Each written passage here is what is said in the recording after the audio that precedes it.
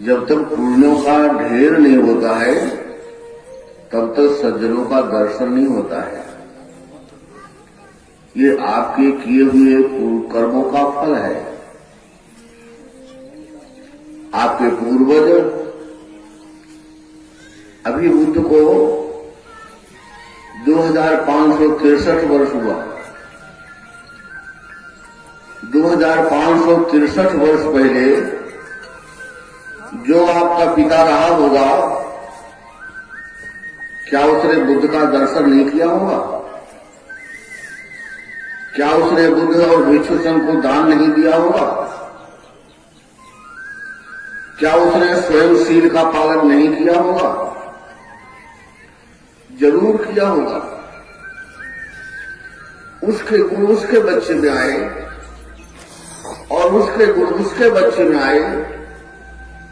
आज जो आपका लगाव है धर्म के प्रति, या पूर्व के किए हुए कर्मों का फल है।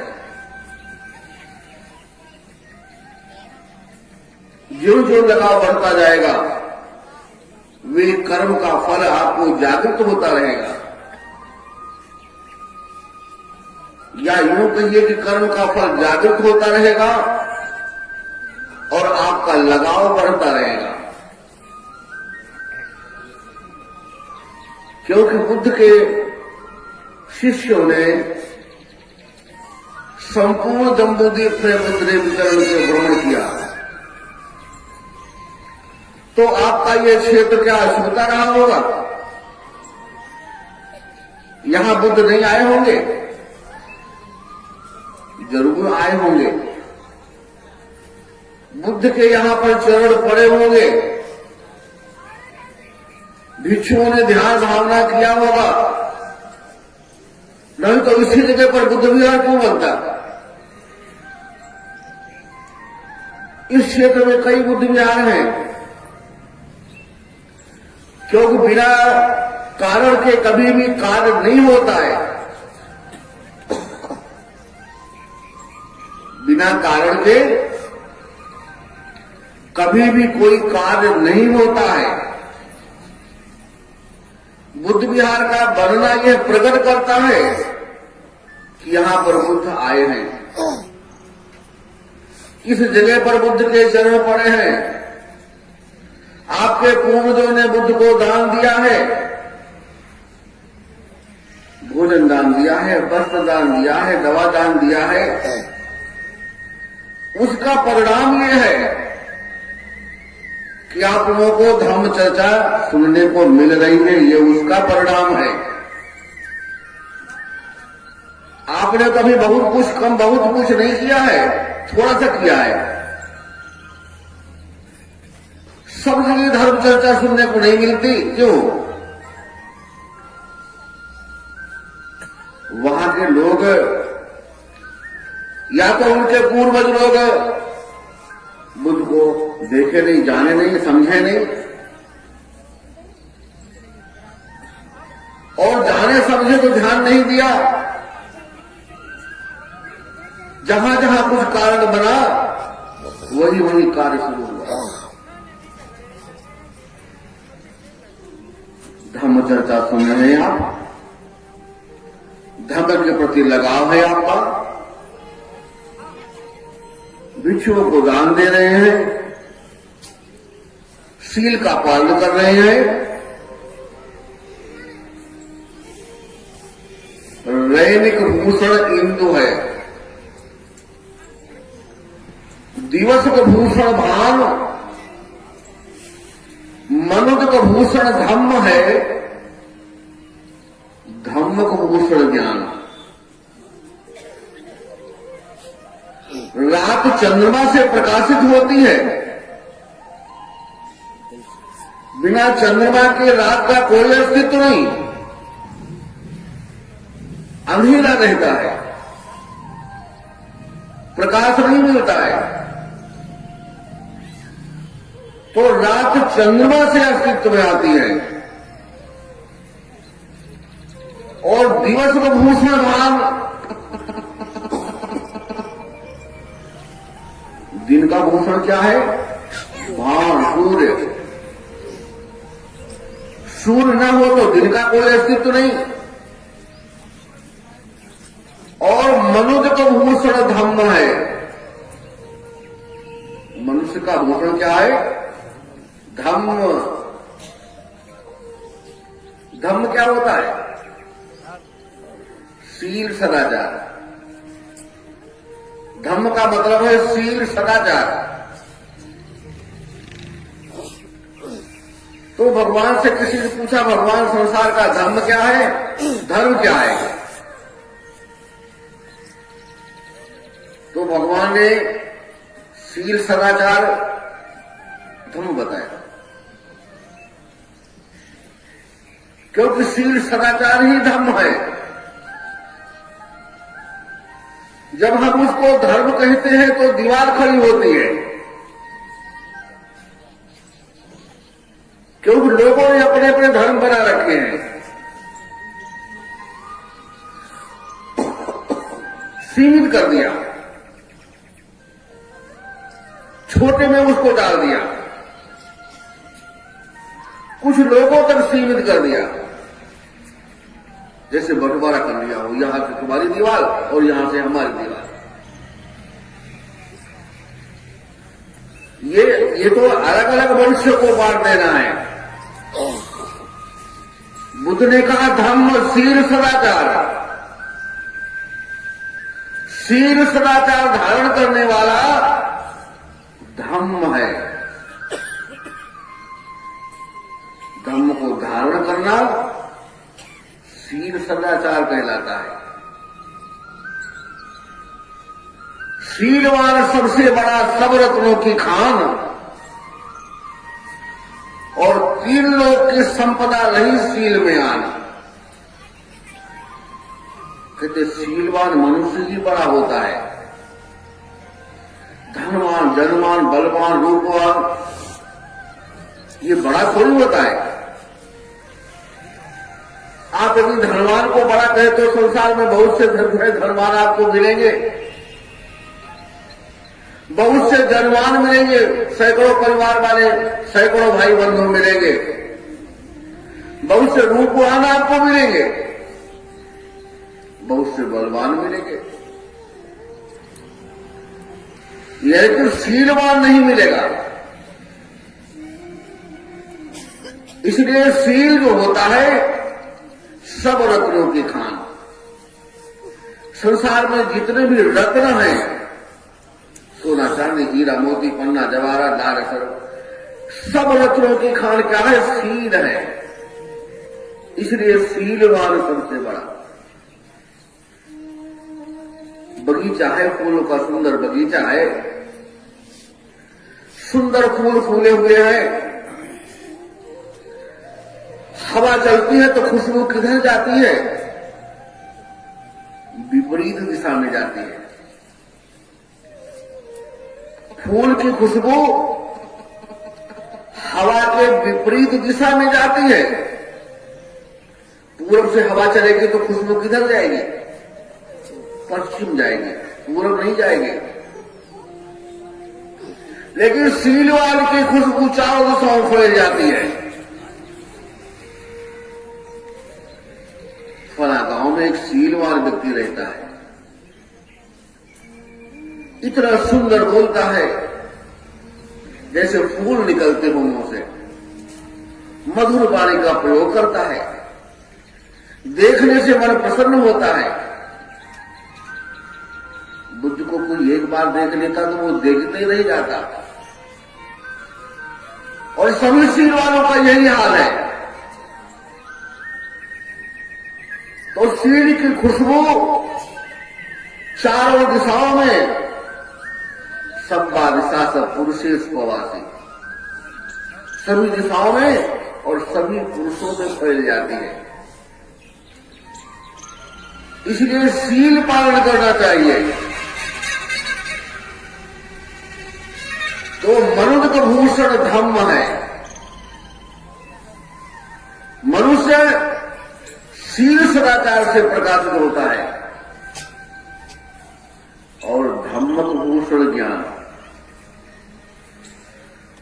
यदि ज्ञान न हो तो शील सदाचार कैसे जानेंगे आप? सदाचार क्या है, कहां रहता है, क्या है शील, क्या सदाचार है? तो ज्ञान, और ज्ञान का भूषण ध्यान है। ज्ञान का भूषण क्या है?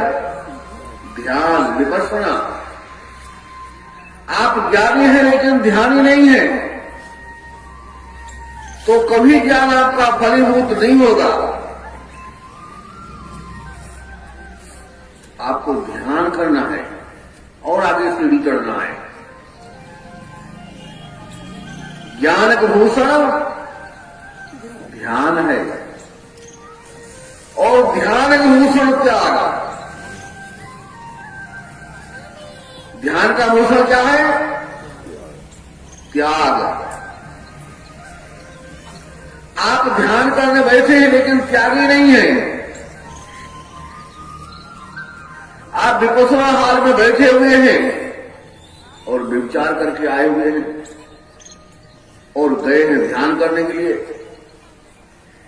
तो कभी आपका मन एकाग्र नहीं होगा क्योंकि आप कुशल कर्म करके आए हो। आपने कुशल कर्मों का संपादन नहीं किया है। आप कुशल कर्म करके आए हो तो कभी आपका मन विपश्यना केंद्र में नहीं लगेगा। आप बैठे रहो चुपचाप, शरीर वहां बैठा हुआ है और आपका चित्त बहुत अशांत है। कहां आके फंस गए?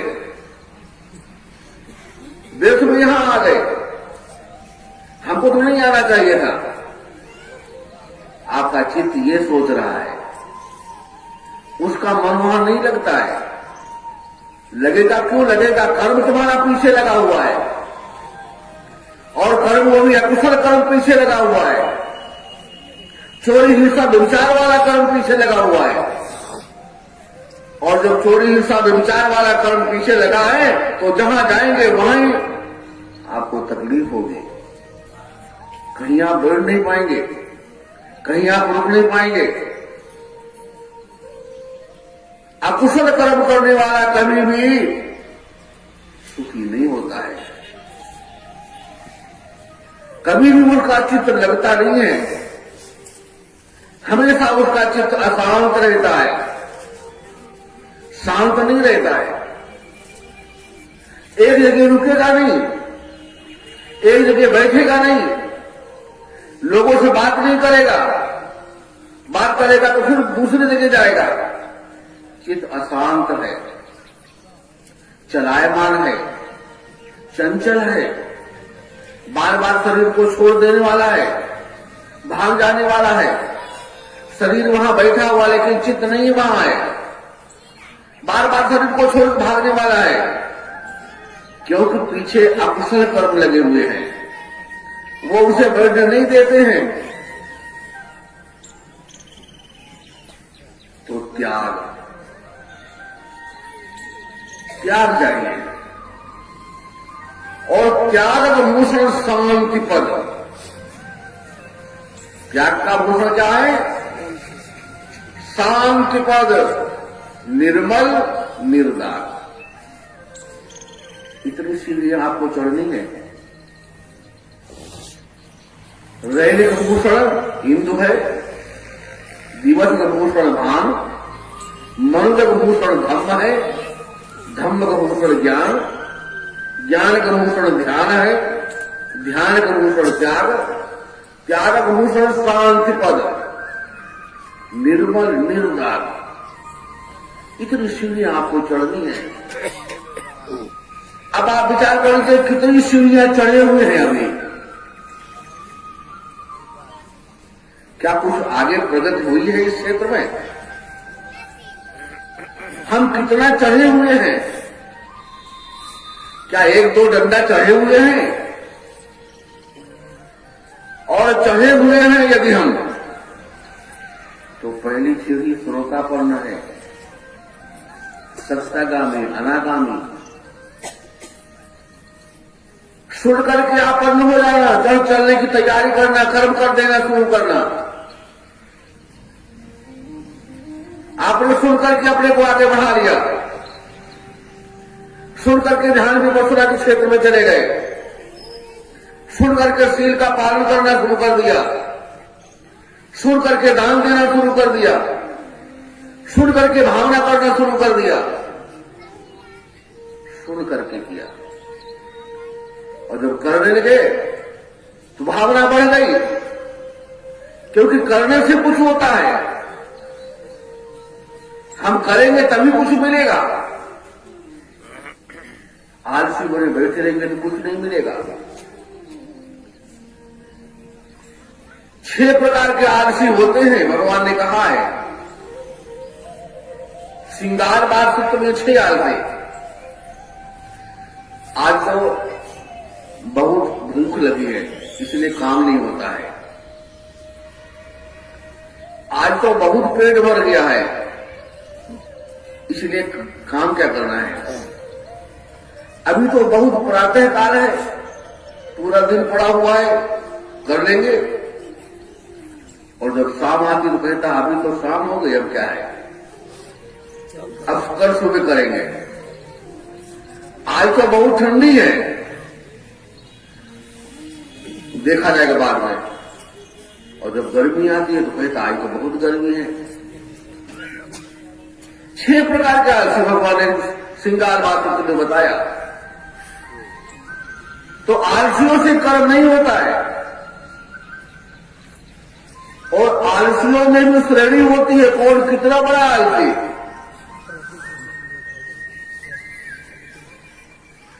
बैलों में खूंटे पे बैल बंधे हुए थे और बैलों में चर्चा चली। हम लोग ऐसे बात करते हैं, ऐसे जानवर भी बात करते हैं अपनी भाषा में। भाई कौन कितना बड़ा आलसी है। एक ने कहा हम खेत में जाते हैं, एक फेरा चलते हैं, फिर बैठ जाते हैं, फिर हम चलते नहीं है। फिर चाहे किसान हमको कितना मारे, हमारी पूछी क्यों न तोड़ दे, हमारे आंख में मिर्चा डाल दे, जैसा जो लोग करते हैं, फिर हम उठते नहीं हैं। दूसरे ने कहा तुम क्या आलसी हो। अच्छा तुम कितने बड़े आलसी हो। अरे तुम खेत में आते हो, हम तो खेत में भी नहीं आते हैं। जहां हमारे गले में माछ उसने डाला वहीं हम बैठ जाते हैं, फिर हम उड़ते नहीं हैं, चाहे वो कितना भी कुछ करे किसान। तीसरे ने कहा तुम क्या आलसी हो। अच्छा तुम कितने बड़े आलसी हो। हम तो जब देखते हैं किसान आ रहा उसी में बैठ जाते हैं। अच्छा बताओ इसे कोई कर्म होगा, कभी कोई सुख मिलेगा। इस प्रकार के चरित्र वाले कभी सुखी बनेंगे। कर्म वाले कर्म करते करते सुखी नहीं होते हैं, तो बिना कर्म का कैसे सुखी होगा। तो कर्म करना पड़ेगा। और हम कहें विपස්සना क्षेत्र में कुशल कर्म करके गया है तो कैसे सुखी बनेगा। साधना करने बैठा लेकिन कुशल कर्म नहीं किया, कुशल कर्म किया है, कैसे चित्त लगेगा। चित्त तो चंचल है, चलायमान है, चपल है। ये कहां जाता है, जहां नीचा स्थान होता है। आपका चित्त कहां जाता है, जहां नीचा स्थान होता है। पानी बरसता कहां जाता है,